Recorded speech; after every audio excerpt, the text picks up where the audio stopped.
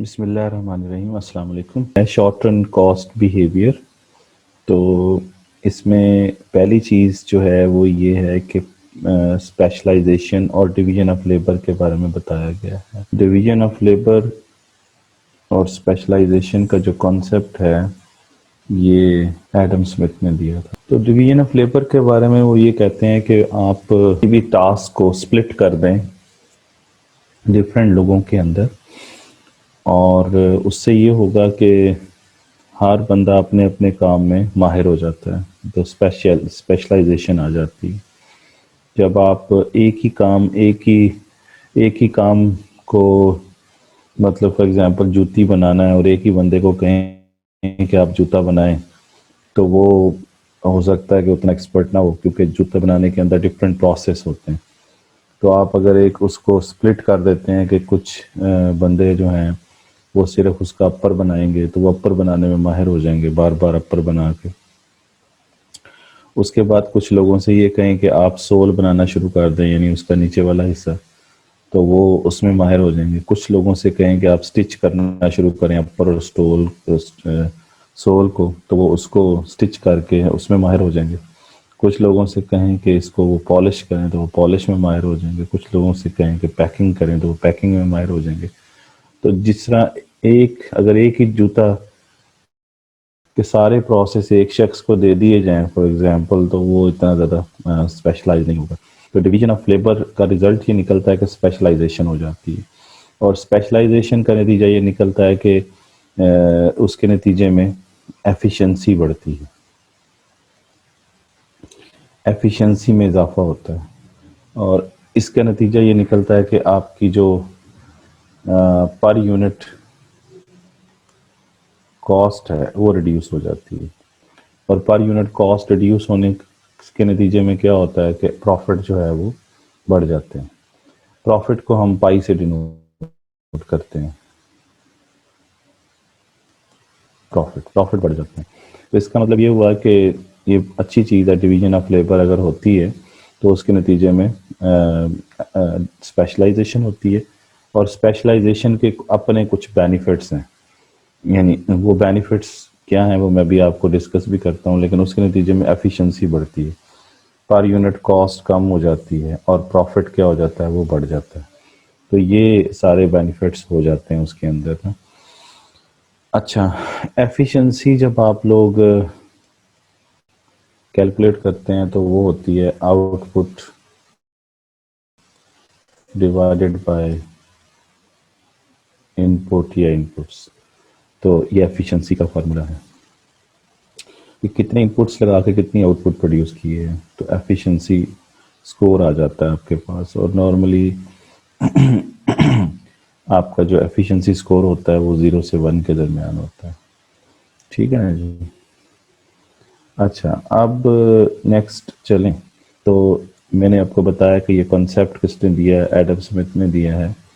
तो Adam Smith ने भी यही सारी बातें की जो मैं भी आपसे कर रहा हूँ। अब इसमें बेनिफिट्स ऑफ स्पेशलाइजेशन में आ जाए तो इसने जो एग्जांपल दी थी एडम स्मिथ ने, वो एक कॉमन पिन की एग्जांपल दी थी, और उसमें इसने ये कहा था कि जैसे कॉमन पिन आप लोगों ने देखी होगी, तो उसमें उसने कहा था कि इसमें डिवीजन ऑफ लेबर कर दीजिए। कुछ लोग जो हैं वो उस रॉड को बिल्कुल स्ट्रेट करेंगे, कुछ लोग उसको फिर काटेंगे, कुछ लोग उसको शार्प करेंगे, उसका एक एंड जो है, कुछ लोग उसका हेड लगाएंगे, तो वो कॉमन पिन बन जाएगी। तो इस तरह हर बंदा अपने अपने काम में माहिर हो जाएगा। इसका मतलब ये हुआ कि आप लोगों को ये कॉन्सेप्ट बहुत पहले से ही, यानी ये एडम स्मिथ ने जो बातें की थी ये 1776 की बातें हैं। तो 1776 में डिवीजन ऑफ लेबर का कॉन्सेप्ट उसने दिया था। अच्छा, ऐसा होता है कि जो लार्ज बिजनेसेस होती हैं वो ज़्यादा एफिशिएंट होते हैं स्मॉल बिजनेसेस से। उसकी वजह ये है कि वो लार्ज बिजनेसेस इन दो चीज़ों पे रिलाय कर रहे होते हैं, यानी डिवीजन ऑफ लेबर और स्पेशलाइजेशन के अंदर। जैसे आप एक डिफरेंट सिटीज़ से बिलोंग करते हैं, तो आप लोग ये समझते होंगे कि जैसे कराची में बड़े बड़े मॉल होंगे, लाहौर में हैं, इसी तरीके से मुल्तान में है, इस तरह जो बड़े बड़े शहर हैं, फैसलाबाद है, तो वहाँ पर आपको नज़र आएगा कि हर एक शोबा मॉल के अंदर लैदा होता है। ये गारमेंट्स का शोबा है, ये बच्चों का है, फिर ये फूड का अलहदा शोबा है उसके अंदर। इस तरीके से जो हाउस होल्ड का अलहदा होता है। तो इस तरह डिफरेंट शोबे बनाए होते हैं उन मॉल्स के अंदर, और उन शोबे के बंदे उसी अपने अपने शोबों के अंदर माहिर होते हैं और अपनी चीज़ों को चला रहे होते हैं। ये नहीं कि एक ही बंदा सारी चीज़ को चला रहा होता है। तो जो एक छोटी सी फर्म होती है या एक छोटा वो होता है, यूनिट होता है प्रोडक्शन का, तो उसमें ज़ाहिर सी बात है कि वो स्मॉल क्वांटिटीज़ को प्रोड्यूस कर रहे होते हैं, और उसके लिए उनको स्टाफ जो है वो इतना ज़्यादा नहीं चाहिए होता है, और वही स्टाफ जो थोड़ा कम स्टाफ होता है वही सारे टास्क जो है ना वो देख रहा होता है। जैसे फॉर एग्जांपल एक कपड़े की शॉप ही है, तो उसके अंदर वो एक दो बंदे उन्होंने रखे हुए हैं, वही कपड़ा जो है आता है जब, तो उसको अनलोड भी करते हैं, वही उसको शेल्फ में भी लगाते हैं, वही उनको मेयर भी करते हैं, वही उसको बेचते भी हैं। तो सारे काम वही कर रहे होते हैं। यानी इसका मतलब ये है कि अनलोड भी करते हैं, शेल्व्स को भी स्टैकिंग करते हैं, एडवर्टाइजमेंट भी करते हैं, मनी भी लेते हैं, इन्वेंट्री भी चेक करते हैं, वगैरह वगैरह जो भी सारे चीज़ें होती हैं वो 2 या 3 लोग ही कर रहे होते हैं वहाँ पे। और अगर वो ही छोटा बिजनेस हो जाए तो एक ही बंदा सारे काम कर रहा होता है। लेकिन जब आप बड़ी फर्म की तरफ चले जाते हैं तो इसके अलग-अलग डिपार्टमेंट बन जाते हैं, और हर बंदों के ज़िम्मे अपने-अपने काम होते हैं। तो इसका मतलब ये हुआ कि जो बड़ी फर्म होती है उनके अंदर डिवीजन ऑफ लेबर का कॉन्सेप्ट ज़्यादा होता है और स्पेशलाइजेशन होती है वहाँ पे, इसीलिए उनकी एफिशिएंसी भी ज़्यादा होती है। जैसे लार्ज सुपर मार्केट की मैं बात करूँ, और वहाँ पर वो हायर वॉल्यूम ऑफ सेल्स भी लेते हैं और बेनिफिट ऑफ स्पेशलाइजेशन भी उनको मिलते हैं। और लेकिन अगर स्मॉल के ऊपर आ जाएं तो वहाँ पर आप लोगों को नज़र आएगा कि वहाँ पर ये सारे काम एक ही बंदा जो है वो कर रहा होता है।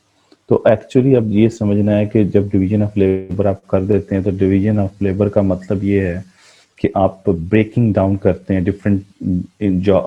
एक जॉब को डिफरेंट टास्क के अंदर, और उनको फिर असाइन कर देते हैं कि आपने ये काम करने हैं। जैसे यहाँ पे आपको डेफिनेशन बुक के अंदर भी नज़र आएगी, मैं अभी आपको शेयर, इसके अंदर यहाँ पे यही लिखा हुआ है कि बेनिफिट्स ऑफ स्पेशलाइजेशन।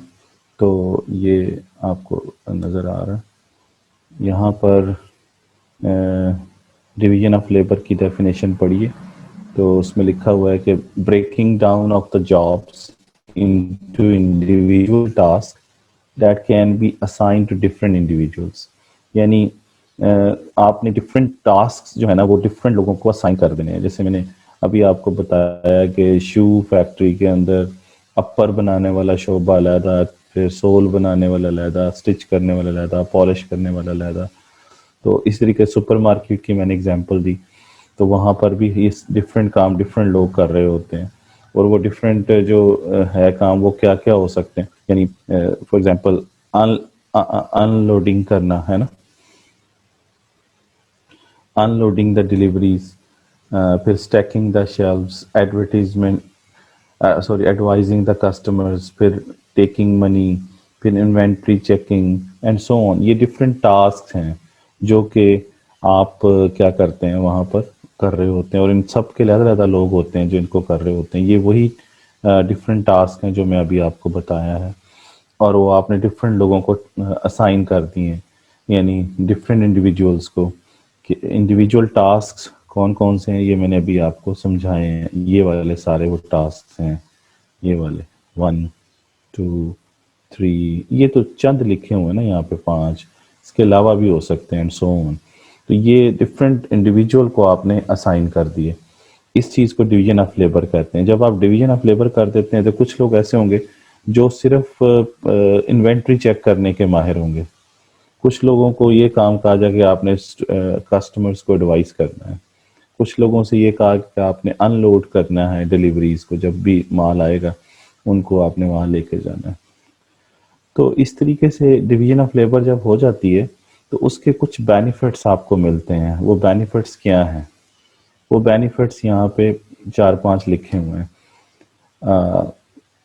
देखें ज़रा, मैंने अभी आपको बताया कि जब आप डिवीजन ऑफ लेबर करते हैं तो डिवीजन ऑफ लेबर होने से प्रोडक्टिविटी में इजाफा होता है और उससे जो आपकी यूनिट कॉस्ट है वो रिड्यूस हो जाती है, एफिशिएंसी बढ़ जाती है। और अब ये क्या क्या बेनिफिट्स होते हैं, ये स्पेसिफिकली ये ABCDE तक आपको बेनिफिट्स बताए गए हैं। ये सारे, ये हेडिंग भी यही थी, बेनिफिट्स ऑफ द स्पेशलाइजेशन। ये तो स्पेशलाइजेशन के बेनिफिट्स क्या हैं, लेकिन स्पेशलाइजेशन कब होती है? पहले डिवीजन ऑफ लेबर होती है। जब आप डिवाइड कर देते हैं तो हर बंदा अपने अपने काम में माहिर हो जाता है। जैसे घरों में भी देख लें तो आप डिफरेंट काम असाइन कर देते हैं कि बहन को कह दिए जी आपने सिर्फ कपड़े इस्त्री करने हैं, तो वो कपड़े इस्त्री कर देती है, आप कहते हैं इतनी जल्दी कर लिए, वो कहती बस ये तो मेरे लिए तो कोई मसला ही नहीं। वो काम कर कर के स्पेशलाइज हो जाती है।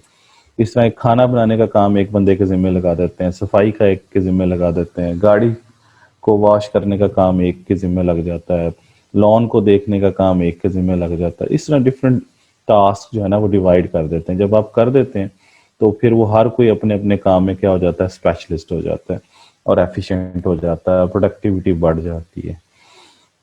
तो लेकिन और भी बेनिफिट देखें ज़रा, कि पहला ये है कि जब वो अपने अपने काम में माहिर हो जाते हैं तो वो कम टाइम में वही चीज़ कर लेते हैं, need less time to learn the job, है ना, बिकॉज वो ट्रेंड ही एक ही काम के लिए हुए हैं, नॉट फॉर ऑल टास्क, है ना।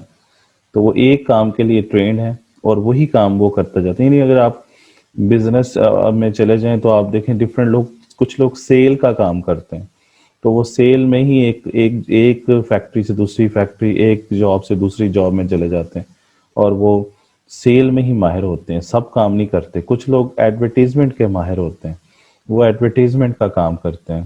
तो इसका मतलब ये है कि अगर वो एक जॉब से दूसरे जॉब में स्विच करते हैं तो उन्हें कोई ज़्यादा टाइम नहीं लगता, क्योंकि वो वही काम वहाँ पे करना होता है उन्होंने। तो ये फ़ायदा है। फिर दूसरा ये है कि जो टास्क होते हैं वो अ, आप एलोकेट करते हैं उनकी एप्टीट्यूड को देख के, कि जी आप पहले चेक कर लेते हैं एज ए मैनेजर, फिर आप उनको एलोकेट कर देते हैं कि आप ये काम कर लें, आप ये काम कर लें। तो जितना जितना उनका एप्टीट्यूड होता है किसी भी काम की तरफ, वही देख के आप उसको उस तरफ ले जाते हैं। फिर उसके बाद है लर्निंग इफेक्ट्स। लर्निंग वही जो मैं भी आपसे बात कर रहा था, जब जब आप डिवाइड कर देते हैं काम को तो डिवीजन ऑफ लेबर हो जाती है, फिर वो हर कोई बंदा अपने अपने काम में स्पेशलिस्ट हो जाता है। जब स्पेशलिस्ट होता है तो लर्निंग उसमें आ जाती है। जैसे आप हॉस्पिटल में चले जाएं तो वहाँ पर भी आपको डिवीजन ऑफ लेबर मिलेगी कि कुछ ENT का डिपार्टमेंट अलहदा होगा, दिल वाले अलहदा होंगे, जिगर वाले अलहदा होंगे, फिर नज़र वाले अलहदा होंगे, फिर इस तरीके से और भी डिफरेंट जो डिपार्टमेंट्स हैं वो आपको मिल जाएंगे, हड्डी जोड़ तोड़ वाले अलहदा मिल जाएंगे आपको। तो इसका मतलब ये है कि हॉस्पिटल में भी आपको स्पेशलाइजेशन मिल जाती है। तो आप आई के मतलब लोग हैं, तो अगर आई का मसला है तो आप आई वार्ड में चले जाएंगे, तो वो आई के ही माहिर हैं। तो उसके अंदर वो जाहिर सी बात है वो 1 मिनट में देखें। कान का प्रॉब्लम हो तो वो कान वाले ENT डिपार्टमेंट में चले जाएंगे।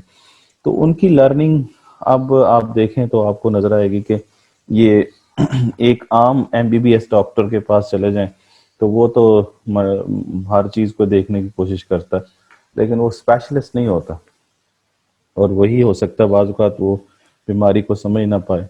तो लर्निंग इफेक्ट्स जब आते हैं तो उससे क्या होता है, वो काम ज़रा जल्दी कर लेता है और क्विकली यानी कर लेता है, और उसको पता होता है कि मैंने इसको किस तरीके से लेके चलना है। तो ये लर्निंग इफेक्ट होने से स्टाफ जो है ना भी इंजॉय करता है और प्रोडक्टिविटी भी बढ़ती है। फिर टाइम वेस्ट नहीं होता इसके अंदर जब आप एलोकेशन कर देते हैं काम की। क्योंकि अगर आप एक को कहें आप ये कर लें, दूसरे को फिर ये कर लें, या एक ही काम एक ही पूरा डिफरेंट टास्क एक ही बंदे को दे दें, वो तो फिर कभी कोई काम कर रहा होगा, कभी कोई कर रहा होगा, और उसके उसके अंदर वो एफिशिएंट नहीं होगा। तो इसका मतलब ये है कि वो स्विच हो रहा है डिफरेंट टास्क के अंदर। समझ रहे हैं ना। तो एक से दूसरी, दूसरी से तीसरी, और एट इन नट शेल जो है उसका जब आप रिजल्ट निकालेंगे तो वो बहुत थोड़ा आएगा। उसके बाद ये है कि आप आप क्या कर सकते हैं, यूज़ ऑफ मैकेनाइजेशन कर सकते हैं, यानी मशीनों का इस्तेमाल कर सकते हैं। यानी ये सिर्फ लेबर में ही नहीं हो सकता, एक कैपिटल में भी डिवीजन हो सकती है, स्पेशलाइजेशन आ सकती है। तो स्पेशलिस्ट मशीनरी आप ले आए एक काम के लिए, तो वो काम वही करेगी। यानी लेबर में भी डिवीजन हो सकती है, कैपिटल में भी हो सकती है कि आपने मशीनें ले आए कि जी ये काम पीको ये करेगी, फलां चीज़ ये करेगी, कई मशीनें होती हैं ना। तो हर तरह की मशीन आपको मिल जाती है कि जी ये एक एक प्रोडक्ट को बनाने के 10 प्रोसेस हैं, तो आप हर प्रोसेस के लिए एक मशीन ले आए। तो हर मशीन के ऊपर एक डिफरेंट लोग जो है साइन कर दें। तो मशीनें भी स्पेशलाइज्ड हैं और डेडिकेटेड हैं हर टास्क के लिए। तो ये सारे चीज़ें जो भी आप लोगों ने पढ़ी हैं, ये क्या हैं, ये बेनिफिट्स हैं किसके, स्पेशलाइजेशन के। और मैंने आपको बताया कि ये कब होती है, जब आप क्या करते हैं, डिवीजन ऑफ लेबर करते हैं। तो डिवीजन ऑफ लेबर करेंगे तो ये होगा। और ये कॉन्सेप्ट भी मैंने आपको बताया किसने दिया था, ये एडम स्मिथ ने दिया था, और ये फाउंडर ऑफ इकोनॉमिक्स भी है ये बंदा। ये भी ज़रा ज़हन में रखना, ठीक है जी। अच्छा, हमने क्या पढ़ना था एक्चुअली, हम लोगों ने पढ़ना है शॉर्ट रन कॉस्ट बिहेवियर। तो शॉर्ट रन कॉस्ट बिहेवियर पढ़ने के लिए हमने कुछ चीज़ें मज़ीद पढ़ी हैं, जिसमें मैंने आपको बेनिफिट्स ऑफ स्पेशलाइजेशन के बारे में बताया है। तो यहाँ पर आपको याद होगा मैंने आपको बताया था कि कॉस्ट कर्व जो होते हैं, वो टोटल कॉस्ट कर्व आप लोगों ने पिछले दिनों पढ़ा था। तो टोटल कॉस्ट कर्व मैंने आपको बताया था कि दो तरह के हो सकते हैं। यानी पहला ये था, ये सी है, यहाँ पर आउटपुट है। तो total cost curve is just like this, है ना। ये टोटल कॉस्ट कर्व है ये। और या मैंने कहा था कि टोटल कॉस्ट कर्व बिल्कुल लीनियर भी हो सकता है। ये कॉस्ट है, ये टोटल कॉस्ट कर्व हो सकता है। ये लीनियर टोटल कॉस्ट है, टोटल कॉस्ट कर्व है, और ये non linear total cost curve है। अब ये देखना है, इसको नॉन लीनियर को कर्वी लीनियर भी कहते हैं, नॉन लीनियर या कर्वी लीनियर, इसको कर्वी लीनियर भी कहते हैं। तो अब ये एक्चुअली जो इसको एक और नाम भी देते हैं, इसको inverse S shaped, inverse S shaped curve भी कहते हैं, इनवर्स एस शेप्ड, इनवर्स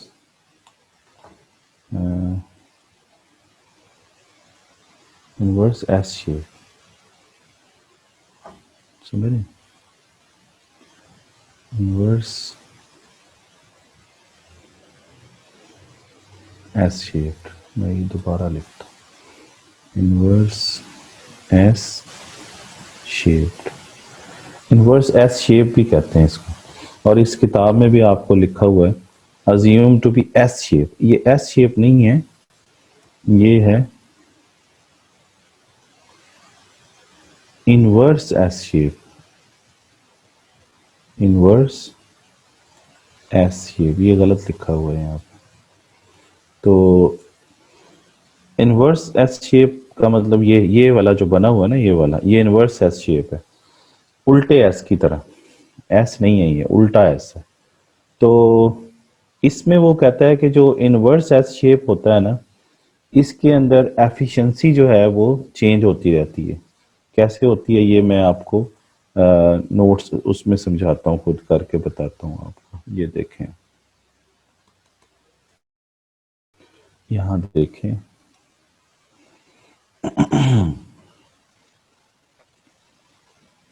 ये मैंने समझाया था आपको ना, टोटल कॉस्ट कर और टोटल वेरिएबल कॉस्ट के बारे में बताया था। ये आपके सामने non linear linear total cost कर है ना। अच्छा, तो बहरहाल इसको मज़ीद समझते हैं। ये देखें,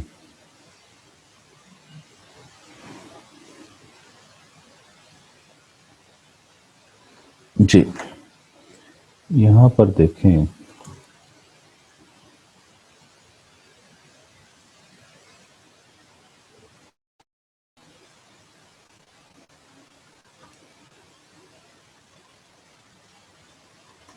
ये आउटपुट है, ये कॉस्ट, और ये और उसके बाद फिर ये टोटल कॉस्ट कर्व है। यहाँ पर ज़रा गौर कीजिए, तो इस कर्व के दो हिस्से हैं, एक यहाँ तक है, यहाँ से लेके यहाँ तक, और फिर यहाँ से लेके यहाँ तक। इसको इसको मैं आपको पहले एक छोटा सा चीज़ मज़ीद समझा दूँ कि एक ये कर्व है फॉर एग्जांपल, और एक ये है,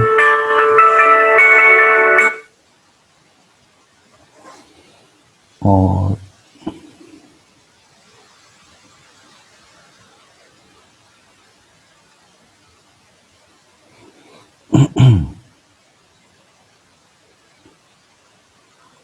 ये देख लें।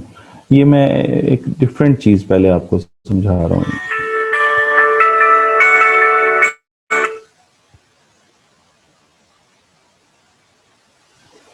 यहाँ देखें, ये जो चार कर्व्स आपको समझा रहा हूँ, ये एक्स्ट्रा चीज़ समझा रहा हूँ आपको। ये क्या है कि ये चेक करना होता है कन्वेक्सिटी और concavity of A curve. Convexity and concavity of A curve. Convexity और कनकेविटी चेक करने का तरीका ये होता है कि आप टेंजेंट ड्रॉ करते हैं। अगर तो टेंजेंट ऊपर आ जाए कर्व के, ये देखें टेंजेंट ड्रॉ किया और टेंजेंट ऊपर आ गया कर्व के, या टेंजेंट नीचे आता है, ठीक है ना। अगर टेंजेंट ऊपर आ जाए तो उसे कनकेव कर्व कहते हैं। इधर भी चेक करें, इस कर्व के ऊपर भी अगर हम टेंजेंट ड्रॉ करें तो टेंजेंट ऊपर आ रहा है ना।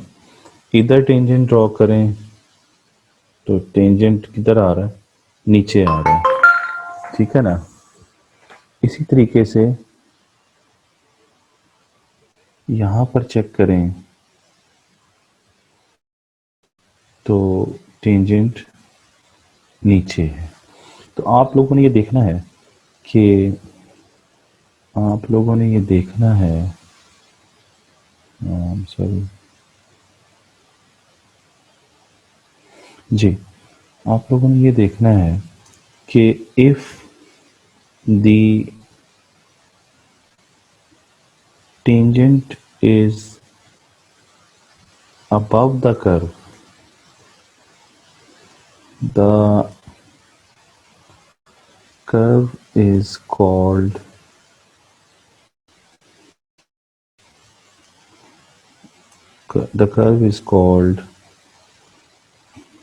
concave। ये पहली बात है। दूसरी बात ये है कि इफ द टेंजेंट इज, ये above है ना, is below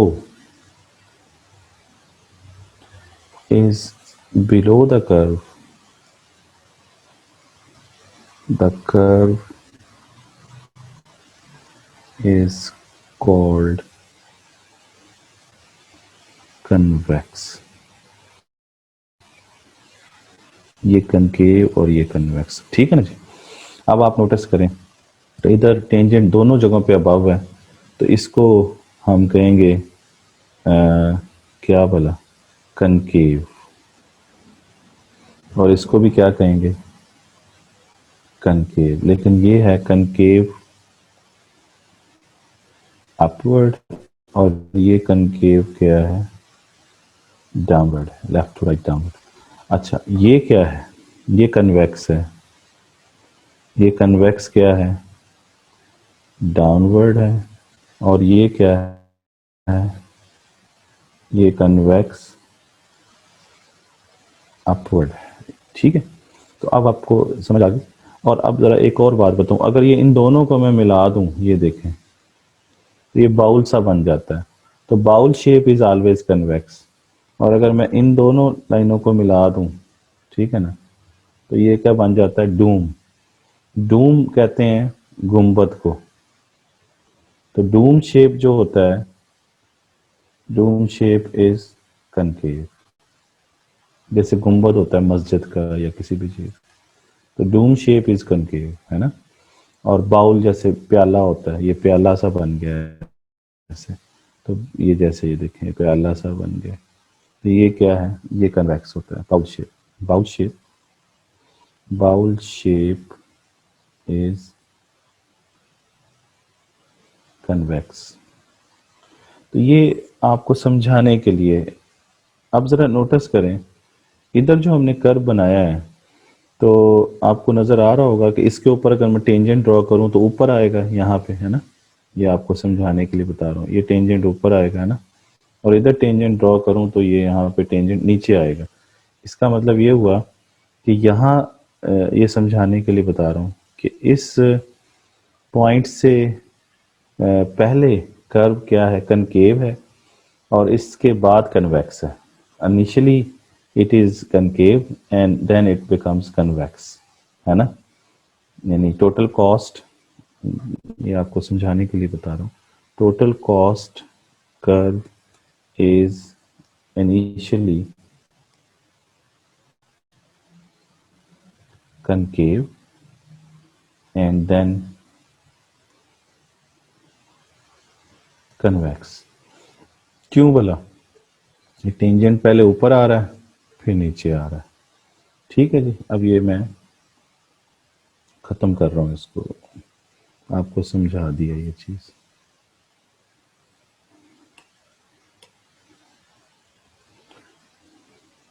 ठीक है, अच्छा बहरहाल, तो ये इसमें से अब टोटल कॉस्ट कर्व जो है, इसमें से ये कहते हैं कि इसके 3 हिस्से कर लीजिए। पहला हिस्सा यहाँ तक कर लीजिए, ठीक है ना जी। वेट, ये क्या होगा, अच्छा दोबारा बना लेते हैं।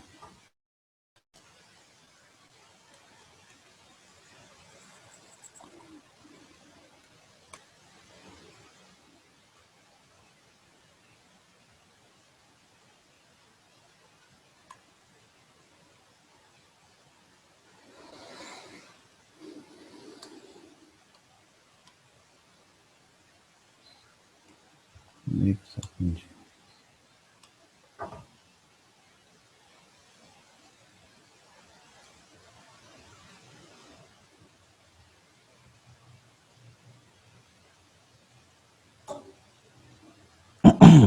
ये थोड़ा सा वर्क नहीं कर रहा, होल्ड कीजिएगा।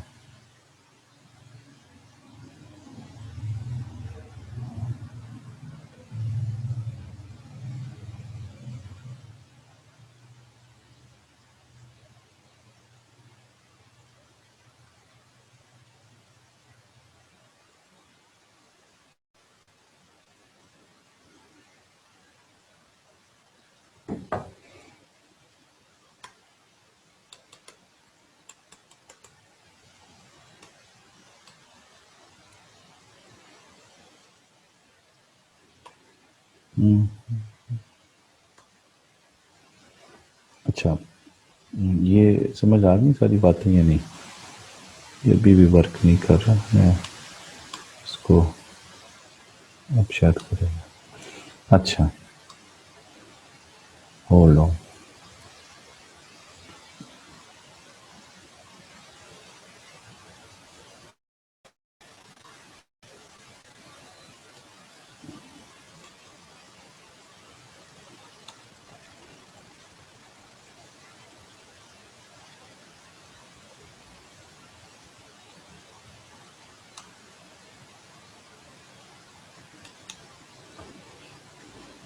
जी।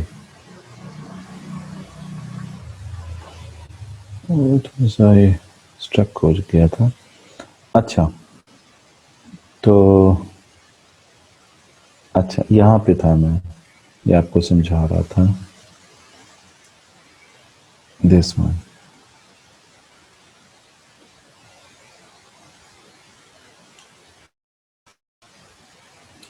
अच्छा, इसमें ये कहते हैं कि आप इसको ना दो तीन हिस्सों में डिवाइड कर, तीन हिस्सों में डिवाइड कर लीजिए। पहला हिस्सा ये वाला होगा, दूसरा हिस्सा ये वाला होगा।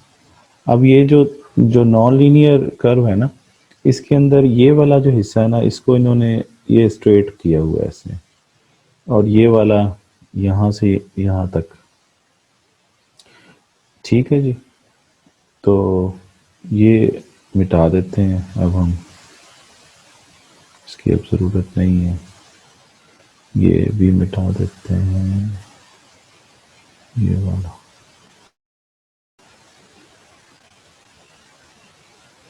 जी, तो ये आपको समझाने के लिए मैं बता रहा हूँ। अच्छा, अब ज़रा देखें, तो इसमें ये तीन हिस्सों में टोटल कॉस्ट कर्व को हमने डिवाइड कर लिया है। एक ऐसा है जिसमें टोटल कॉस्ट कर्व जो है वो फ्लैटर है, ये वाला शुरू वाला हिस्सा ये फ्लैटर है, और ये स्ट्रेट लाइन है, स्ट्रेट लाइन, और ये वाला हिस्सा जो है ये स्टीपर है। तो तीन हिस्सों में डिवाइड कर लिया। अब तीनों हिस्सों में क्या हो रहा है, इन तीनों हिस्सों में हम चेक करते हैं। इन तीनों हिस्सों में जो फ्लैटर पोर्शन है, फ्लैटर पोर्शन के अंदर जो आपकी वेरिएबल कॉस्ट है, वेरिएबल कॉस्ट पर यूनिट, वो क्या कर रही है, वो फॉल कर रही है। अच्छा, वेरिएबल कॉस्ट पर यूनिट अगर फॉल करे तो इसे हम कहते हैं increasing efficiency. This is called increasing efficiency. अच्छा, ये क्लियर होगी बात। दूसरा पोर्शन जो है वो है स्ट्रेट लाइन।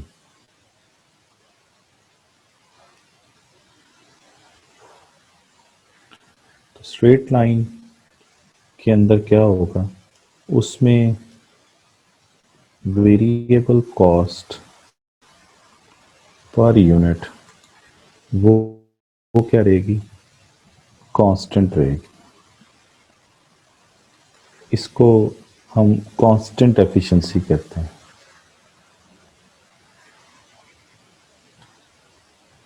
Constant efficiency. और तीसरी चीज जो है वो स्टीपर होता है, जहां पर स्टीपर, उसमें क्या होगा, वेरिएबल कॉस्ट पर यूनिट वो क्या हो जाएगी, स्टीपर के अंदर वो राइज करना शुरू हो जाएगी। इसको हम डिक्रीजिंग एफिशिएंसी कहते हैं। यानी जब आपकी variable cost per unit fall करे तो अच्छी बात है ना, कॉस्ट कम हो रही है, तो उसको हम एफिशिएंसी कहते हैं, एफिशिएंसी का बढ़ना। फिर अगर वेरिएबल कॉस्ट पर यूनिट जो है वो कांस्टेंट रहे तो इसको हम क्या कहते हैं, कांस्टेंट एफिशिएंसी। अगर फॉल कर जाए तो इंक्रीजिंग एफिशिएंसी, अगर कॉस्ट बढ़ना शुरू हो जाए तो decreasing efficiency. Variable cost per unit जो है ना, variable cost per unit, variable cost per unit, actually this is called marginal cost. ये मार्जिनल कॉस्ट की बात कर रहा है, इसको हम मार्जिनल कॉस्ट कहते हैं। ठीक है, अब ज़रा यही तीनों चीज़ें जो मैंने अभी आपको समझाई हैं, इसको अगर हम बुक में देखें और फिर टेबल में भी देखें तो आपको समझ में आ जाएगी कैसे वाला। मैं अभी आपको शेयर करता हूँ, होल्ड ऑन। ये देखें, ये देखें, तो ये वही 3 हिस्से हैं। अब आपको नज़र आएगा कि अगर हम ये पहले आप टेबल से देखिए तो आपको नज़र आएगा यहाँ पे है यूनिट ऑफ यूनिट नंबर या इसको कह लीजिए आउटपुट, है ना। This is called output. ये लिखा हुआ है वेरिएबल कॉस्ट ऑफ यूनिट, तो ये वेरिएबल कॉस्ट ऑफ यूनिट लिखा हुआ है, मीनिंग मार्जिनल कॉस्ट।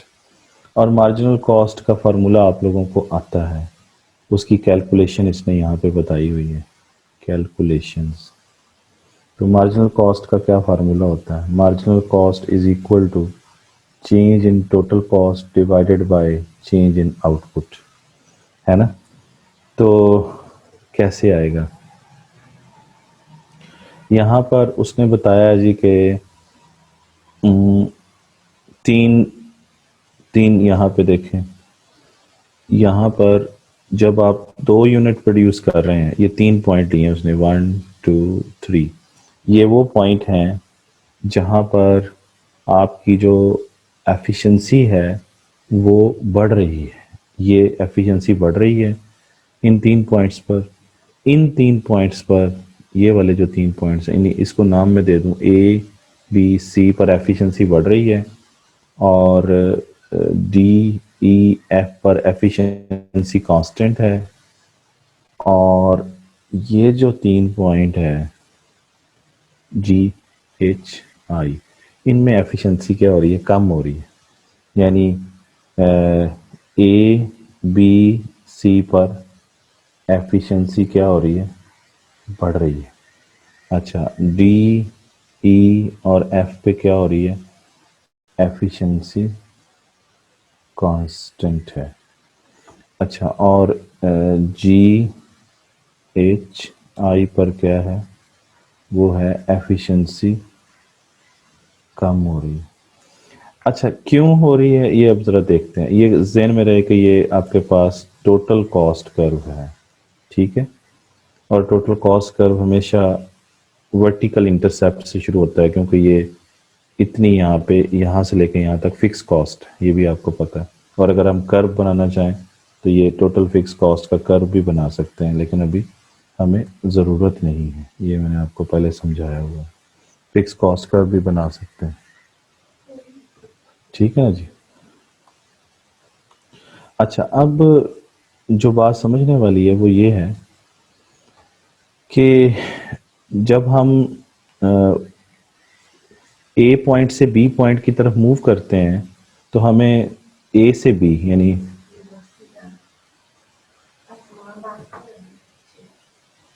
ए से बी, तो ए पॉइंट टू बी पॉइंट तक जब हम मूव करते हैं तो हमारे पास मार्जिनल कॉस्ट का जो फार्मूला है वो है change in total cost over change in output. तो चेंज इन टोटल कॉस्ट जरा देखें, ये ए से बी पर जा रहे हैं तो बी न्यू पॉइंट और ए ओल्ड पॉइंट। तो बी पर देखें तो आपको बी पॉइंट पर जो टोटल कॉस्ट है वो कितनी आ रही है? 25। ए पर कितनी आ रही है? 20। तो बी माइनस ए करेंगे ना, तो 25 में से 20 माइनस करें तो चेंज इन टोटल कॉस्ट आ जाएगा, क्योंकि यहाँ पर क्या है, इस जगह पर दैट इज इन डॉलर लिखा हुआ है, ये एक्चुअली टोटल कॉस्ट है यहाँ पे, या सी भी लिख सकते हैं। और ये क्या है? ये क्वांटिटी मीन्स क्यू। तो अब आप 25 में से 20 माइनस करें तो ये क्या आएगा? यानी 25 माइनस 20। और अगर देखें बी पर आउट कितनी है? 3, और ए पर कितनी? 2। 3 माइनस 2 करेंगे तो 3 माइनस 2 चेंज इन आउटपुट आ जाएगा, तो ये 5/1 5, ये 5 आपके पास मार्जिनल कॉस्ट आ जाएगी ए से बी के दरमियान, ये यहाँ पर इसने ये किया हुआ 25 - 20, ठीक है, ये जो मैंने भी आपको कर, लेकिन इसने गलती ये किया कि इसने चेंज इन आउटपुट से डिवाइड नहीं किया। तो यहाँ पर 25 - 20 और डिवाइडेड बाय क्या होना चाहिए, ये गलती है इसके अंदर, वो क्या होनी चाहिए 3 - 2। तो डिवाइडेड बाय आप इसको कर दें 3 - 2, तो ये आएगा 1, तो जवाब क्या आएगा 5, और यही 5 उसने यहाँ पर शो किया हुआ है, ठीक है ना जी। ये डिवाइडेड बाय आएगा, डिवाइडेड बाय दिस। मेरी बात समझ में आ गई? अच्छा, अब आप आ जाइए, कैसे, अब आ जाइए B to C. B to C आप मार्जिनल कॉस्ट फाइंड करें, तो बी टू सी जो मार्जिनल कॉस्ट है वो क्या आएगी जी, B to C, B point से सी पॉइंट के दरमियान जी। अब आप फिर दोबारा मार्जिनल कॉस्ट फाइंड करेंगे तो क्या आएगा, फार्मूला में आता है change in total cost divided by change in output जी।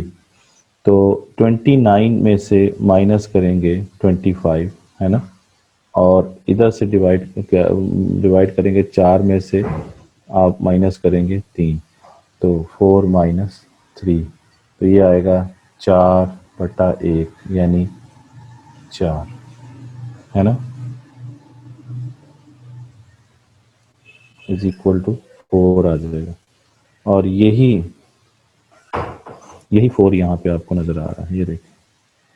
तो 29 डिवाइडेड बाय, क्योंकि ये जो साहब है ना, ये वाला काम तो कर रहे हैं, ये चेंज इन क्यू नहीं कर रहे, तो चेंज इन क्यू भी नीचे करना पड़ेगा। तो ये आएगा डिवाइडेड बाय, क्या करेंगे 4 - 3, तो ये 1 आ गया, तो ये 4, ठीक है ना, और ये 4 यहाँ पे शो हो गया, ठीक है। ये 3 और 4 के दरमियान आपने मार्जिनल कॉस्ट फाइंड कर ली, ये क्लियर होगी बात आपको। अच्छा, ये ए से बी, फिर बी से सी, अब आगे हम नहीं कर सकते, ये 2 हो गए। तो उसके बाद आ जाइए, नेक्स्ट जो है वो क्या है, यहाँ से डी ई और एफ के दरमियान, तो डी ई एफ के दरमियान करें जरा प्लीज, क्या आएगा। तो डी ई एफ पे क्या आता है, ये यहाँ पे कर लेते हैं इस जगह पे, तो सॉरी जी, ये करते हैं डी टू ई, तो डी टू ई करें तो फिर वही बात है, मार्जिनल कॉस्ट का फार्मूला क्या होता है, change in total cost over change in output जी। क्या आएगा, ई पर, ई से फिर डी पर जाएंगे ना, तो ई पर क्या आ रहा है, ई पर आ रहा है 42, तो 42 - 41, ये 41 है, क्योंकि डी पर ये आ रहा है, और इधर से ई पर क्या आ रहा है 13 - 12, तो ये 13 - 12, तो ये क्या आएगा 1 divided by 1 is equal to 1, तो ये 1 आ गया आंसर। और यहाँ पर हम चेक कर लेते हैं क्या आता है, ये आपके सामने 1 आया हुआ है, ये दिस इज 1, और 1 की कैलकुलेशन यहाँ पे की हुई है, सिर्फ इसमें आपने डिवाइड करना है किससे भला, जैसे अभी हमने किया 13 - 12,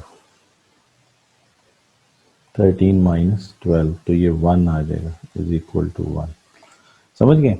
इसी तरीके से जब हम कैलकुलेशन करेंगे ई से एफ तक, ये तो डी टू ई किया ना, फिर आप कर लें ई टू एफ, तो फिर वही चीज़ एम सी का formula change in T C over change in Q जी। बताइए एफ पर कितनी आ रही है वैल्यू, एफ पर है 43, 43 माइन, और ई पर कितनी आ रही है 42, 42, और इधर से आप करें तो ये 14 - 13, तो 1/1 इज इक्वल टू 1, तो ये फिर वही चीज़ आ गई यहाँ पर, क्या था बोला, यहाँ पर था 14 - 13, तो 14 - 13 डिवाइडेड बाय 1, तो ये जवाब 1, और ये 1 आ गया। अच्छा, इसी तरीके से हम बाकी भी 2 पॉइंट्स पर मेजर कर सकते हैं। अगर हम इस पे मेजर करें जी पर, तो जी पर कितनी आ रही है G2H पहले फाइंड करते हैं, कर लेंगे ये ना अब आप लोग, मैं एक और कर ही देता हूँ। G2H, तो MC क्या है, change in TC over change in Q जी। तो क्या फार्मूला होगा जी, H माइनस G होगा ना, H पर कितनी वैल्यू आ रही, 57 माइनस 54 और डिवाइडेड बाय 23 माइनस 22, तो 57 में से 54 माइनस करें तो ये 3 आ जाएगा, 3/1 3, तो ये 3 आ गया, चेक करें नीचे 3 आ गया, ये 3 वैल्यू आई हुई। इसके नीचे भी ये डिवाइड कर दें तो क्या आता है, ये आ रहा है 23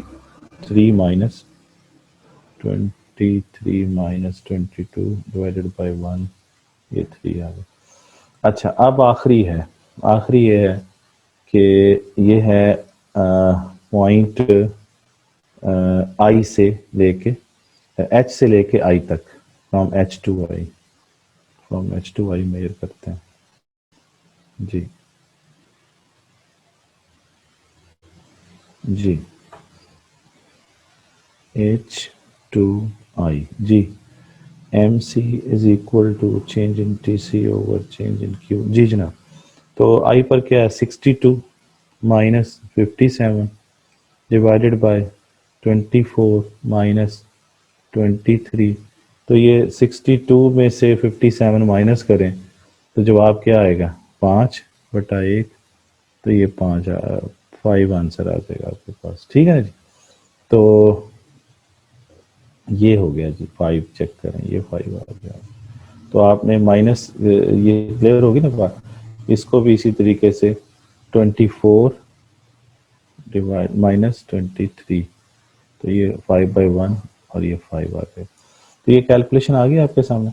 अच्छा अब यहाँ पर चेक कीजिए कि इस टीसी के अंदर 3 उसने पोर्शन शो किए हैं। एक ऐसा पोर्शन है जिस, ये वाला हिस्सा, ये वाला जो हिस्सा है जिसको मैं अब थोड़ा सा इसको कलरफुल कर दूं, ये वाला जो हिस्सा है, ये वाला, ये फ्लैटर है, दिस इज फ्लैटर। अच्छा, और अगर हम अगर हम सॉरी, अगर हम ये वाला हिस्सा देखें, ये वाला, ये स्ट्रेट लाइन है, ये दूसरा हिस्सा है। और तीसरा हिस्सा जो है ना इसके अंदर, वो कौन सा है, वो हिस्सा है, कोई और कलर ले लेते हैं, ग्रीन कर देते हैं। तो ये जो ग्रीन कलर है ये स्टीपर है। स्टीपर के अंदर अगर नोटिस करें तो क्या हो रहा है, स्टीपर के अंदर ये वाला हिस्सा स्टीपर है, यानी ये जो ग्रीन है ये स्टीपर है, और जो ये पर्पल है ये स्ट्रेट है, और ये जो ये है, ये क्या है, ये फ्लैटर है। तो फ्लैटर पोर्शन के अंदर ज़रा देखें तो फ्लैटर वाले पोर्शन में marginal variable cost of unit या मार्जिनल कॉस्ट कम हो रही है।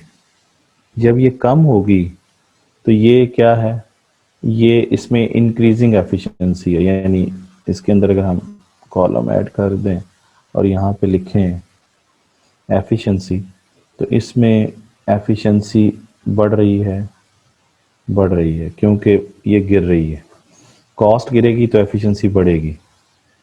इसके अंदर ज़रा देखें, इन दो के अंदर तो कॉस्ट बढ़ रही है, जब कॉस्ट बढ़ेगी तो एफिशिएंसी गिरेगी। इनके अंदर मार्जिनल कॉस्ट सेम रह रही है तो एफिशिएंसी क्या है, कांस्टेंट है, ठीक है जी। तो ये क्लियर होगी हमें सारी बातें।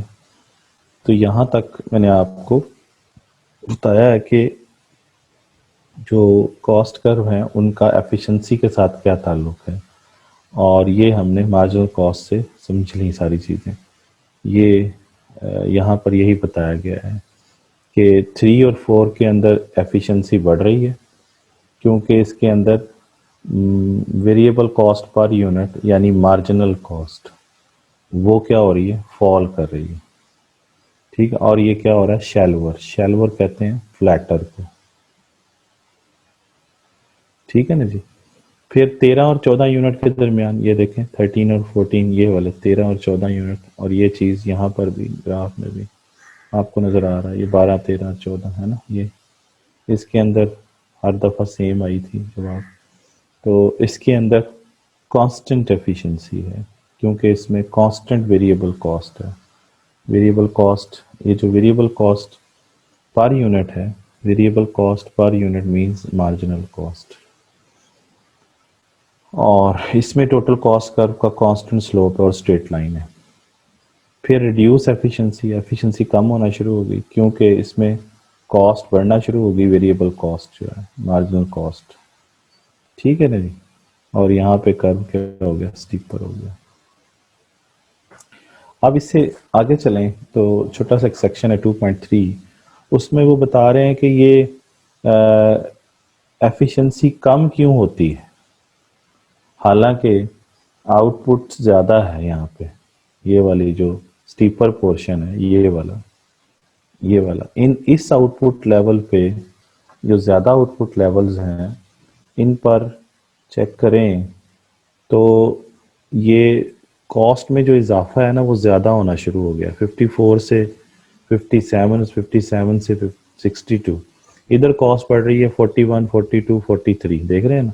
इधर बढ़ रही है 20, 25, 29। तो इसमें बढ़ने की स्पीड देखें क्या हो रही है। तो यहाँ पर पहले ज़्यादा है, फिर उसके बाद कम है।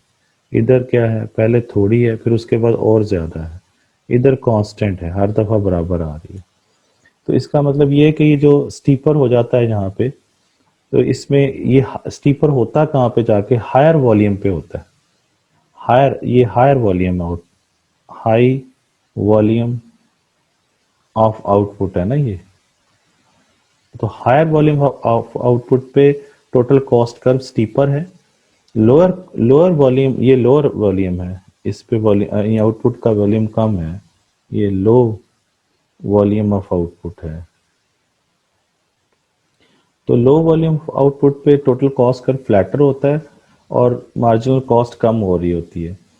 और जो ये वाला पोर्शन है ना, जो ये वाला पोर्शन है जिसमें हमने डी एफ पॉइंट्स लिए थे, ये वाला पोर्शन जो पर्पल से शो हो रहा है, इसको ये लोग एक और नाम भी देते हैं, इसको हम कहते हैं रेलेवेंट रेंज। क्या कहते हैं, रेलेवेंट रेंज। रेलेवेंट रेंज कौन सी है, ये जो पर्पल है यहाँ से लेके यहाँ तक, ये रेलेवेंट रेंज है जिसमें एफिशिएंसी कांस्टेंट रहती है। ठीक है। अच्छा, अब ये देखना है कि ये वाला जो पोर्शन है जहाँ स्टीपर हो रहा है, इसमें कॉस्ट ज़रा तेजी से बढ़ रही है, हालांकि आउटपुट ज़्यादा हो रही है। तो आउटपुट के ज़्यादा होने से तो कॉस्ट कम होनी चाहिए पर यूनिट, क्योंकि ज़्यादा वॉल्यूम पे प्रोड्यूस करेंगे, डिवीजन ऑफ लेबर होगी, स्पेशलाइजेशन आएगी, तो कॉस्ट कम होनी चाहिए, लेकिन ऐसा नहीं हो रहा।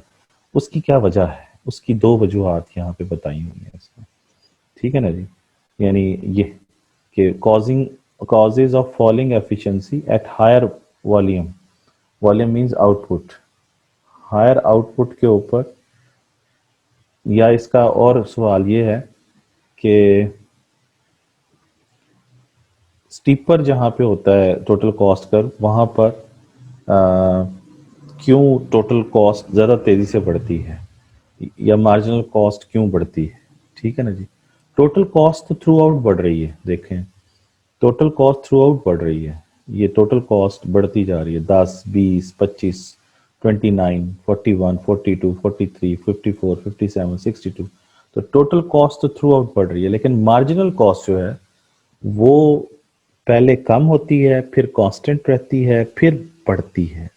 ठीक, देखें मार्जिनल कॉस्ट पहले क्या होती है, कम होती है आपके सामने, फिर कांस्टेंट है ना, और फिर क्या हो रही है, फिर बढ़ना शुरू हो गई है। तीन पोर्शन है। तो मार्जिनल कॉस्ट पहले फॉल करती है, फिर इसमें देखें तो मार्जिनल कॉस्ट क्या रहती है, सेम रहती है या कांस्टेंट, फिर इन पोर्शन पे देखें तो मार्जिनल कॉस्ट बढ़ना शुरू हो जाती है, लेकिन टोटल कॉस्ट बढ़ती जा रही है। और टोटल कॉस्ट आपने अभी चेक कर भी लिया कि क्या हो रही है ना। तो अगर आप चाहें तो टोटल कॉस्ट का यहाँ पर कॉलम भी बना सकते हैं ताकि आपको समझ आ जाए। तो टोटल कॉस्ट का कॉलम बना लें तो 5 पे क्या थी टोटल कॉस्ट, सॉरी तीसरे लेवल ऑफ आउटपुट पे टोटल कॉस्ट कितनी है, वो है तीसरे पे है 25। तो तीसरे पे इधर शो होगी ये 25 और फिर ये क्या आएगी 29। ठीक है ना, ये बना सकते हैं आप लोग। फिर क्या है ये है 42 और ये कितनी है 43। ये टोटल कॉस्ट बता रहा हूँ। 23 पे टोटल कॉस्ट है 57 और 24 पे है 62। ये you can check this. Total cost मैंने हर पॉइंट पे बता दी। तो टोटल कॉस्ट देखें बढ़ती जा रही। इधर से आउटपुट 3 4 13 14 23 24 पे गई, इधर टोटल कॉस्ट 25 29 42 43 57 62। ये टोटल कॉस्ट है और ये मार्जिनल कॉस्ट है आपके सामने। अच्छा, अब जो है अब ये देखना है कि जैसे अभी मैंने आपको समझाया था कि मार्जिनल कॉस्ट का बढ़ना जो है बेटर होगा ना, वहाँ पर ये एफिशिएंसी क्या होगी, वो फ्लैटर जहाँ पे टोटल कॉस्ट कर्व होगा, फ्लैटर ये फ्लैटर टोटल कॉस्ट है, straight line total cost curve और स्टीपर भी टोटल कॉस्ट। तो देखें वहाँ पर एफिशिएंसी का बढ़ना, एफिशिएंसी कांस्टेंट रहना, जहाँ मार्जिनल कॉस्ट फॉल करेगी उसका मतलब ये है कि एफिशिएंसी बढ़ रही है, कॉस्ट जो कम हो रही है। और जहाँ कॉस्ट बढ़ना शुरू हो जाए वहाँ पर एफिशिएंसी क्या होगी, कम होना शुरू हो जाएगी। ठीक है ना। और जहाँ मार्जिनल कॉस्ट कांस्टेंट रहेगी वहाँ पर एफिशिएंसी भी क्या रहेगी, कांस्टेंट रहेगी। सवाल ये है, बट ये बता रहा है कि हायर लेवल ऑफ आउटपुट के ऊपर एफिशिएंसी क्यों कम होना शुरू हो जाती है। एफिशिएंसी कम होने का मतलब ये है कि फॉलिंग एफिशिएंसी का मतलब ये है कि मार्जिनल कॉस्ट क्यों बढ़ना शुरू हो जाती है। तो इसकी वजूहात देखनी है। ठीक है ना जी। तो ये आप देखें कि total cost per unit rising at higher level of levels of production. तो उसकी दो रीजन उसने बताई है। पहला कि जब आप हायर लेवल ऑफ आउटपुट पे चले जाते हैं तो उस वक्त बॉटलनेक्स प्रोडक्शन प्रोसेस में बहुत ज़्यादा आ जाता है, क्योंकि बिजनेस उस वक्त बहुत ही ज़्यादा हार्ड चल रहा होता है, बहुत ज़्यादा आउटपुट हो रही होती है। इस वजह से कॉस्ट बढ़ना शुरू हो जाती है, बॉटलनेक्स आते हैं प्रोडक्शन के अंदर। फिर दूसरा ये कि आपकी जो हायर कॉस्ट ऑफ लेबर है वो हो जाती है, आपको ज़्यादा प्रीमियम ओवर टाइम पे करना पड़ता है, वर्क लोड से ज़्यादा उनसे काम लेना पड़ता है, कॉन्ट्रैक्ट स्टाफ लेना पड़ता है, क्योंकि ज़्यादा आउटपुट पे आप चले जाते हैं ना। ज़्यादा आउटपुट पे जाएंगे तो ओवर टाइम उनको पे करना पड़ेगा, तो हाई उनको कॉस्ट पे करनी पड़ती है। तो ये प्रोडक्शन प्रोसेस में बॉटलनेक्स आते हैं, यानी मसाइल आते हैं और फिर कॉस्ट बढ़ना शुरू हो जाती है। ये दो वजूहात बताई हैं स्टीपर होने की, यानी y total cost is steeper at higher level of output. तो उसकी ये दो रीजंस आ गई, एक ये। ठीक है ना जी। ये टॉपिक यहाँ तक ख़त्म हुआ। आगे चलें मज़ीद 2.4। अब यहाँ पे बता रहे हैं कि जो ये सारी जो हमने कार्रवाई पढ़ी है ये कर्वी लीनियर कॉस्ट कर्व की पढ़ी है ना। ये लीनियर नहीं है कॉस्ट कर्व, लीनियर इसमें से सिर्फ ये वाला हिस्सा है जो कि स्ट्रेट है। यहाँ पे ये वाला हिस्सा लीनियर है, ये वाला जो आपको पर्पल में शो हो रहा है यहाँ पे, ये लीनियर टोटल कॉस्ट कर्व है, जिसको उन्होंने क्या नाम दिया था, रेलेवेंट रेंज का। This is your relevant range, ये रेलेवेंट रेंज है, यानी यहाँ से लेके यहाँ तक जहाँ से ये पर्पल हो रहा है, जहाँ से ये पर्पल हो रहा है ना वो रेलेवेंट रेंज है। ये वाली जो मैं ये वाला ये रेलेवेंट रेंज है, दिस वन ये रेलेवेंट रेंज है, पर्पल वाला सारा। ठीक है ना जी। तो इसका मतलब ये हुआ कि ये पूरा जो कर्व है actually this is curvy linear या इनवर्स एस शेप है। ये जरा देखें आप, this is inverse S shape. अच्छा, अब मज़ीद इस पे डिस्कशन करते हैं कि कर्वीलिनियर कॉस्ट कर्व, कर्वीलिनियर या नॉन लीनियर जिसे आप कहते हैं, नॉन लीनियर या कर्वीलिनियर जो भी कहेंगे, तो उसके इम्प्लीकेशंस क्या हैं। Figure 1 showed the straight line cost curves. वो फिगर 1 जो है वो आप देख सकते हैं इसी चैप्टर में हमने बनाया था फिगर 1। ये मैं दिखा भी देता हूँ फिगर 1 आपको। दिस वन, ये है टोटल कॉस्ट कर्व, ये फिगर 1 है। और ये देखें, ये टोटल कॉस्ट कर्व जो है वो स्ट्रेट थी, ये वाला सारी लाइन आपको नज़र आ रही है, ये स्ट्रेट लाइन है दिस वन। ये असल में एक्चुअली वो वाली लाइन है जो कि जिसे आप रेलेवेंट रेंज कहते हैं, ठीक है ना, ये बड़ी करके सामने नज़र आ रही है, ठीक है जी। अच्छा, अब यहाँ पे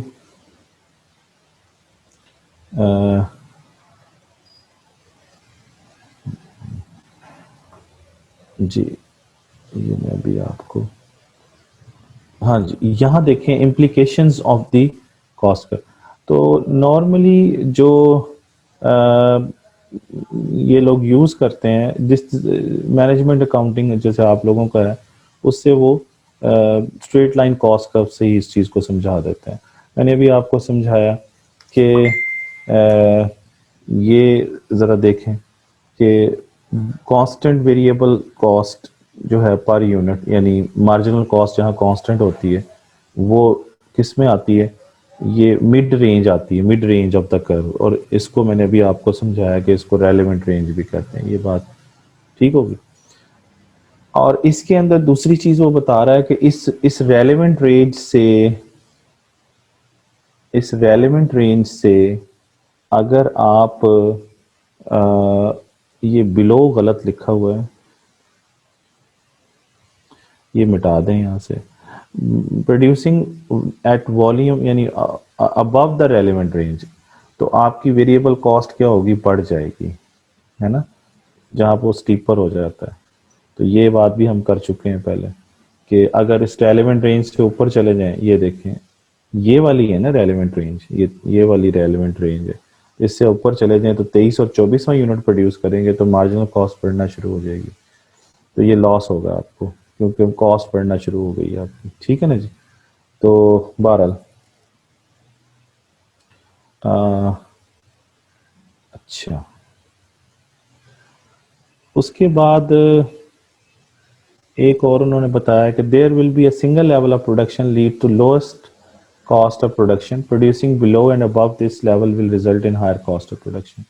यानी एक लेवल होगा जहां पर आपकी जो है वो मार्जिनल कॉस्ट सबसे कम आ जाएगी और उसके बाद वो बढ़ना शुरू हो जाएगी। तो वो हमने पहले देख लिया कि देखें मार्जिनल कॉस्ट पहले 5 थी, फिर 4 थी, फिर 1 आ गई, उसके बाद फिर ये 1 से बढ़ के 3, फिर 5 होगी। तो ये 14 है, जो 14 लेवल ऑफ आउटपुट है जहाँ पर एक कम से कम मार्जिनल कॉस्ट है, ठीक है ना जी।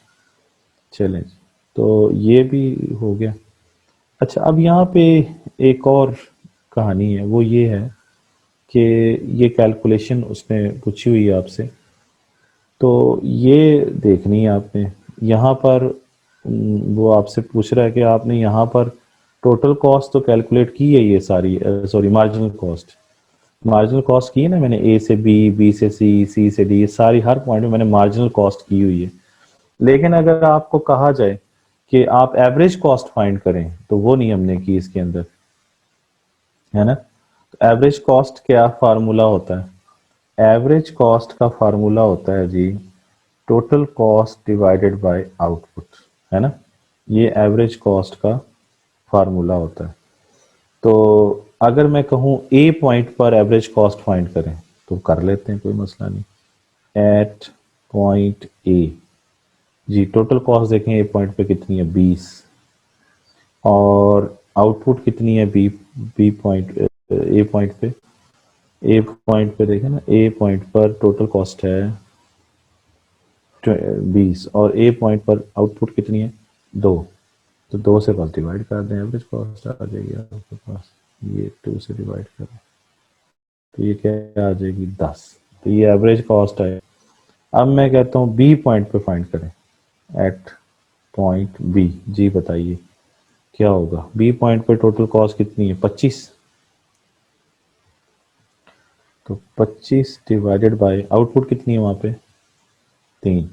तो 25 को 3 से डिवाइड करें तो क्या जवाब आएगा, ये आएगा 8.33। इसी तरीके से ये मैं आप लोगों को एवरेज कॉस्ट बता रहा हूँ। एट पॉइंट सी कैलकुलेट करें तो सी पर कितनी आ रही है 29 टोटल कॉस्ट, और डिवाइडेड बाय 4। तो 29 तकसीम 4 करेंगे तो ये आ जाएगा 7.25। ठीक है ना जी। फिर इसी तरीके से एट पॉइंट डी कैलकुलेट करें तो डी पर कितनी है आउटपुट, डी पर कितनी है 41 है ना। तो 41 डिवाइडेड बाय आउटपुट कितनी है 12, कितना आएगा 3.41। इसी तरीके से एट पॉइंट ये कितना था C, sorry, A A B C D, अब ई है। ई पर करें जी, ई पर कितना आएगा 42, 42 डिवाइडेड बाय 13, ये आएगा 3.23। तो ये इस तरीके से सब पॉइंट्स पर आप एवरेज कॉस्ट जो है वो फाइंड कर सकते हैं। और ये की हुई है, कहाँ की हुई है, ये इस टेबल में की हुई है, ये आप चेक करें, ये इसने इसमें की हुई है, ये आपके सामने, यही मैं अभी कैलकुलेट करके दिया। तो ये क्या है टोटल कॉस्ट पर यूनिट, ये क्या लिखा हुआ है टोटल कॉस्ट पर यूनिट। तो पर का मतलब मैंने बताया था एवरेज के लिए होता है। तो total cost per unit means average cost. Average cost का फार्मूला क्या होता है total cost divided by output. और ये क्या है ये आउटपुट है। तो ये वही मैं अभी कैलकुलेशन करके दिखाई है यहाँ तक आपको। ठीक है जी, ये भी हो गया। उसके बाद जो नेक्स्ट है, नेक्स्ट क्या है, अच्छा सॉरी, अब यहाँ पर सवाल क्या है, सवाल पहले पढ़े। सवाल ये है, वो कहता है consider the figure 3 above, which level of output allows to firm to produce at lowest total cost per unit. तो total cost per unit means average cost. जी देखें सबसे कम एवरेज कॉस्ट कहाँ पे आई है, सबसे कम एवरेज कॉस्ट, सबसे कम एवरेज कॉस्ट कहाँ पे आई है जी, चेक कर लें। ये 10 है, फिर 8.33 है, 7.25 है, 3.41, 3.23, 3.07, 2.45, 2.47, 2.58। जी जनाब कहाँ पे आई है, तो वो आपको सबसे कम जो आ रही है ना वो यहाँ पे आ रही है 22 पे, ये सबसे कम एवरेज कॉस्ट। ये समझ आ गई, ये सवाल था कि एवरेज कॉस्ट बताएं सबसे कम कहाँ पे। तो पहले एवरेज कॉस्ट कैलकुलेट करेंगे, तो एवरेज कॉस्ट कैलकुलेट करके फिर कम से कम पे बताएंगे कहाँ पे आ रही है। ठीक है ना जी। अच्छा जी, ये खत्म होगी कहानी। उसके बाद अगला टॉपिक है, और ये आखिरी टॉपिक है इसका, कल फिर नया टॉपिक शुरू करेंगे। ये आखिरी टॉपिक पढ़ रहे हैं, वो है मार्जिनल कॉस्ट। मार्जिनल कॉस्ट मैं पहले भी बता चुका हूँ आपको क्या होता है। तो मार्जिनल कॉस्ट होता है change in total cost divided by change in output. Change की जगह आप डी भी लिख सकते हैं, तो D T C over D Q. ठीक है ना जी। तो अब ये आपके सामने जो कर्व बना हुआ है, ये टोटल कॉस्ट है, ये आपके सामने आउटपुट है, और क्या है ये जो टेंजेंट होता है ये मार्जिनल कॉस्ट को शो करता है। ये इसको थोड़ा सा बढ़ा लीजिए, ये इसे बढ़ाना चाहिए था लेकिन नहीं बढ़ाया। ये टोटल कॉस्ट यहाँ पे लिखना चाहिए। तो ये जो लाइन है, ये वाली लाइन, ये है एक्चुअली एमसी। और ये जो टेंजेंट आ रहे हैं ऊपर, ये टेंजेंट आपके सामने ये, ठीक है जी। और ये टेंजेंट भी आ रहे हैं आपके पास, ये एमसी है।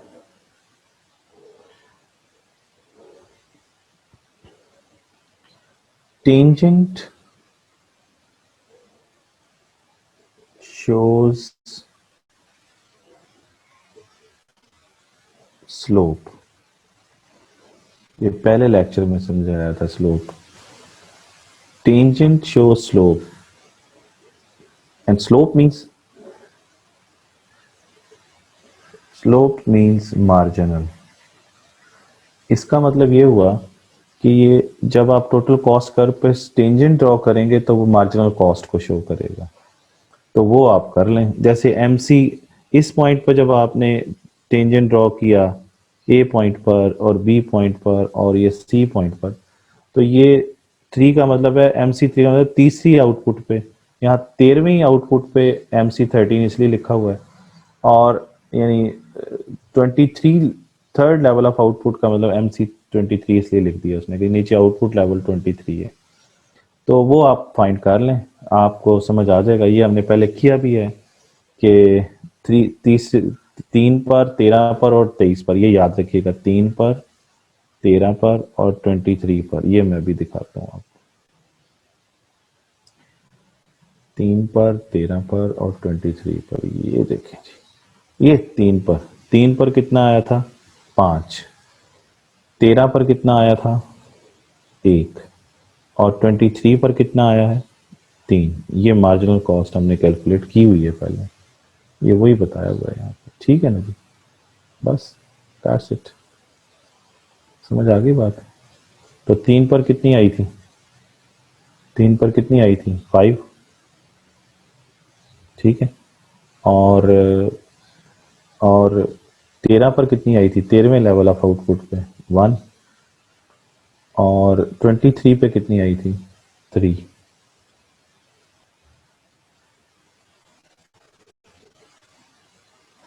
ये आउटपुट है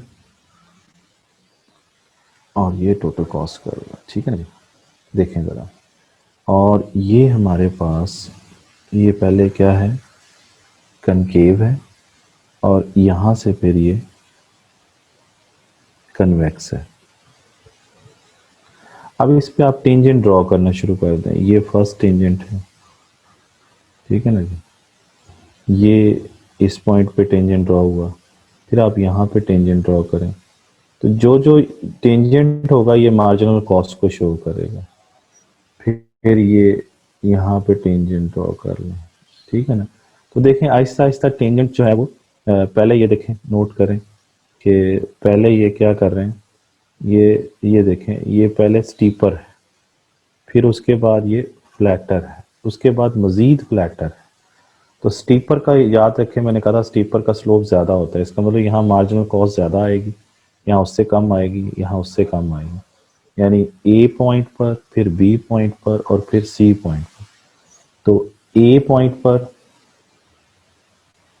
पॉइंट ए से जब पॉइंट सी की तरफ जाते हैं तो टेंजेंट क्या हो जाता है, टेंजेंट इनिशियली क्या है, स्टीपर है, एंड देन फिर क्या होता जाता है, फ्लैटर होता चला जाता है। और ये बताया था steeper has more slope than flatter. तो स्लोप मींस मार्जिनल, तो इधर स्टीपर है तो इसका मतलब इसकी मार्जिनल वैल्यू ज़्यादा आएगी। ये असल में किसको शो कर रहा है, सारे क्या हैं, MC हैं। फिर इसके बाद यहाँ देखें, यहाँ टेंजेंट यहाँ नीचे आएंगे, फिर टेंजेंट और नीचे आएंगे, सॉरी ये टेंजेंट नीचे आएंगे। ये बात समझ आ गई। तो ये टेंजेंट, सॉरी,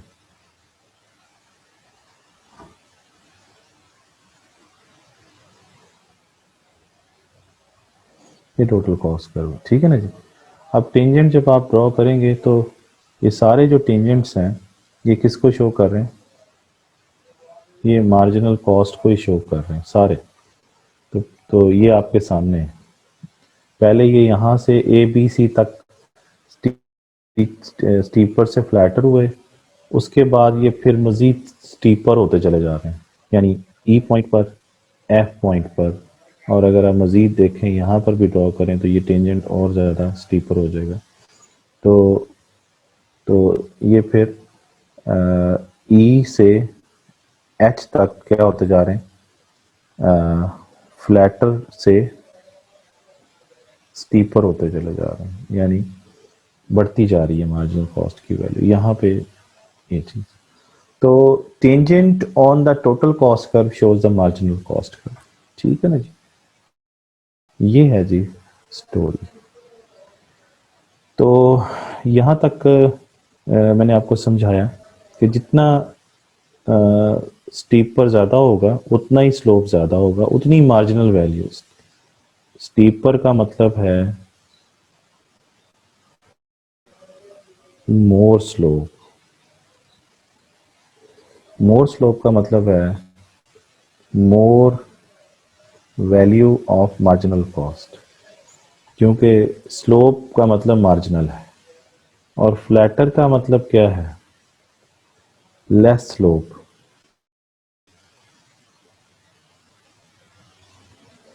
इसका मतलब है less value of marginal cost. तो ये